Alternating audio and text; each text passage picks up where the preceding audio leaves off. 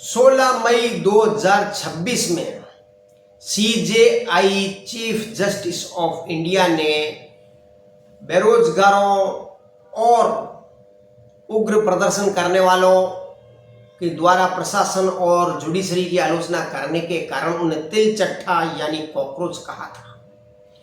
और उस कारण मजाक मजाक में अभिजीत दीपके, जो कि विदेश में रहता था, उसने एक पार्टी का गठन कर दिया, कॉकरोच जनता पार्टी ऑनलाइन। इस कॉकरोच जनता पार्टी में विपक्षियों के लोग धड़ाधड़ जुड़ने लगे और देखते ही देखते इसकी लाखों की मेंबरों की संख्या हो गई।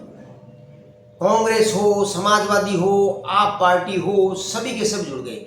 ये अभिजीत दीपके पहले आप पार्टी का ही लीडर हुआ करता था, लेकिन इसने कॉकरोच जनता पार्टी का नाम का बनाकर, संगठन बनाकर एक बड़ा काम किया और जनता के मुद्दे उठाने की कोशिश की।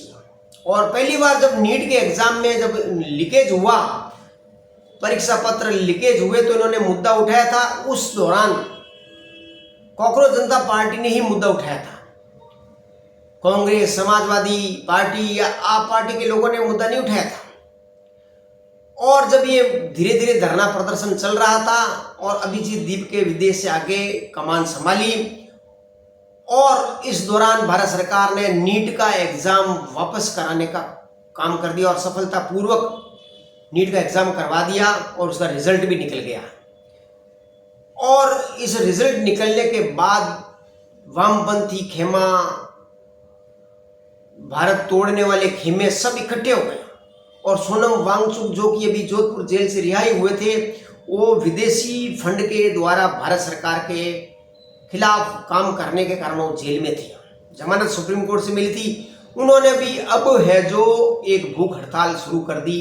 लोगों ने तो सिर्फ सिंबल के रूप में, सांकेतिक रूप में भूख हड़ताल की थी, इन्होंने सीरियस ले लिया था। और जब माहौल बनता गया और इनकी हालात खराब हुए और छात्रों का उग्र प्रदर्शन होने पर पुलिस की लाठीचार्ज से छात्र भड़क गए।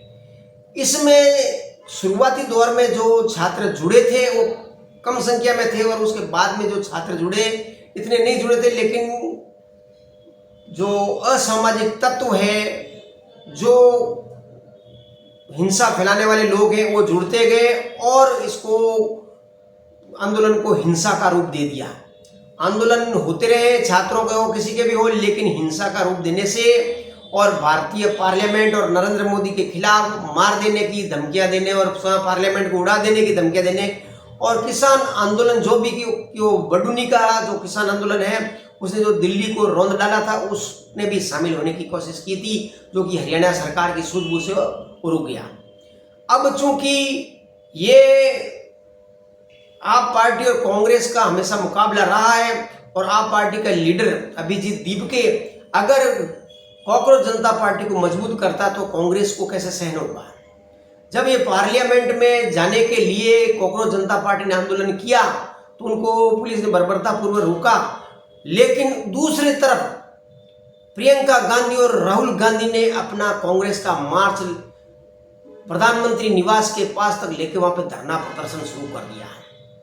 और उन्होंने, कांग्रेस ने इस कॉकरोच जनता पार्टी के मुद्दे को हाईजैक कर लिया और वो ऐसा लगा अनाथ हो गई है कॉकरोच जनता पार्टी।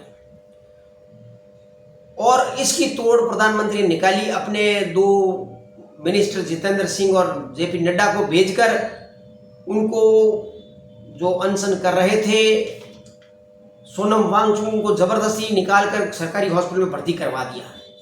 उनकी पत्नी सोनम वांगचुक की उन्होंने कहा कि उनको वेदांता में भर्ती करवाना चाहती हूँ, लेकिन उसके लिए उनको न्यायालय की शरण लेनी पड़ी और न्यायालय ने पहले डांट भी लगाई थी कि पुलिस ने कोई गलत काम नहीं किया था। तत्पश्चात अभी सत्तारूढ़ दल के दोनों मिनिस्टरों ने उनका अनशन तुड़वा दिया और जो कि राहुल गांधी, कांग्रेस पार्टी इस आंदोलन को हथियाने की कोशिश कर रही थी, वो शांत पड़ गया। पूरे भारतवर्ष में कांग्रेसियों ने जो प्रदर्शन किया है नीट के कारण, लेकिन वो एग्जाम भी हो गया और वो भी उसका रिजल्ट भी आ गया, उसे कोई फर्क नहीं पड़ा। छात्र कितने थे? ये छात्र तो बहुत कम थे, ये दूसरे लोग ज्यादा असामाजिक तत्व इसके अंदर घुस गया था। बहरहाल सोनम वांगचुक ने जो अपना भूख हड़ताल खत्म कर दी है और भारत के प्रधानमंत्री ने परीक्षा सुधार का वचन दिया है, और जो कि पहले 1 करोड़ का जुर्माना हुआ करता था उसको 10 करोड़ का कर दिया, और जो 5 साल तक की सजा थी उसको 10 साल की बढ़ा दी है। और जो इसमें शामिल थे उनको गिरफ्तारी का वादा किया है। जो विपक्षी खेमा बार बार धर्मेंद्र प्रधान का इस्तीफा मांग रहा है, वो इस कारण से मांग रहा है कि उन्होंने है जो अपनी भारतीय इतिहास को महत्व देते हुए शिक्षा में शामिल किया था, इस कारण से ये विपक्षी छिड़े हुए हैं। बहरहाल धर्मेंद्र प्रधान का इस्तीफा नहीं हुआ है, लेकिन ये आंदोलन कांग्रेस के हाथ से निकल गया है और नरेंद्र मोदी ने ये कमान संभाल ली है और स्थिति को पकड़ लिया है। जब जब विपक्ष के स्टेट्स में नकल के और ये लीकेज हुए हैं परीक्षाओं में, उस समय इन्होंने कोई भी काम नहीं किया था और ये कहते थे कि भाई ये हमारा काम थोड़ी है, तो परीक्षा एजेंसी का काम है, उन्होंने नकल लीकेज की तो हम क्या कर सकते हैं। तो इनको धर्मेंद्र प्रधान का इस्तीफा मांगते हुए इनको शर्म आनी चाहिए। इस्तीफा किस बात का मांग रहे हैं? जब तुम लोग अभी ये जो आंध्रा में और तेलंगाना में और कर्नाटका में जो लीकेज हुआ एग्जामों का, तो उनके बारे में क्या ख्याल है आपको? उसके बारे में कहना, वो नहीं कहेंगे। वो विपक्षी लोग सत्तारूढ़ को घेरेंगे। जो नेशनल टेस्टिंग एजेंसी है वो एग्जाम कंडक्ट कराती है, उनके पदाधिकारी दोषी है। इसमें नरेंद्र मोदी का क्या रोल है? अगर सड़क का खड्डा हो जाए तो इसमें क्या नरेंद्र मोदी भरेगा क्या? ये सोचने की बात है। हर समय नरेंद्र मोदी को गालियां देने वाले लोग इन्हीं आतंकवादियों के बीच के लोग हैं। हमें संभल कर रहना होगा। समाज में ऐसी कोई गतिविधियां नहीं करनी देनी चाहिए इन अलगाववादी और असामाजिक तत्वों को मजबूती मिले। जय हिंद।